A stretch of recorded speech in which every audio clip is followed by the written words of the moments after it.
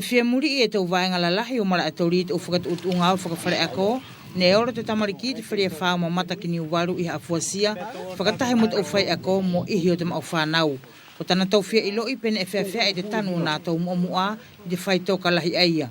Ne whainga maari te ngā wehe ne e tonu seori pirioko, o ien e whakawhalalaki ai e whakamahinohino ke hekehe o te historia. I te maala ala te uwhanau ne wawe au pito te tā ofi o te whakamatala. Tanu malahi o te hau ko tau olo i tau loko e lahi pera mato orsi ki ai e tu ue tiki matang e ke mauhinga i te tai i takamamata ni ko tau whai e mauhinga ki au ki te ako ko te tahi matanga ne au ki e te mamata ko tali e tumu.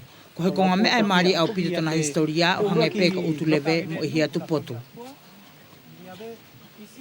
Ne lahi tu mea ne mato pala ki ai ki te ngutu umu lahi ngutu umu ta o tangata i meito.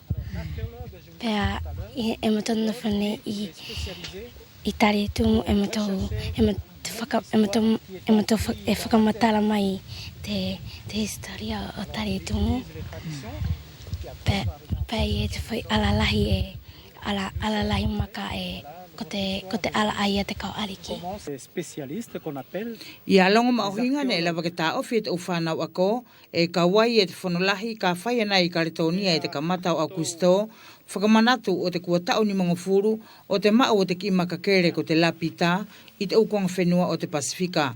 Ko te tahi potu ne na tau kore ki a Seori Pirioko, ke whakangafua ki he karasi o mara atori, ke aru mamata te sivi o te uwhaitoka, mo ka whai atu e te whakahoko mai te potu i ngāwe aia ki te tau te rituare.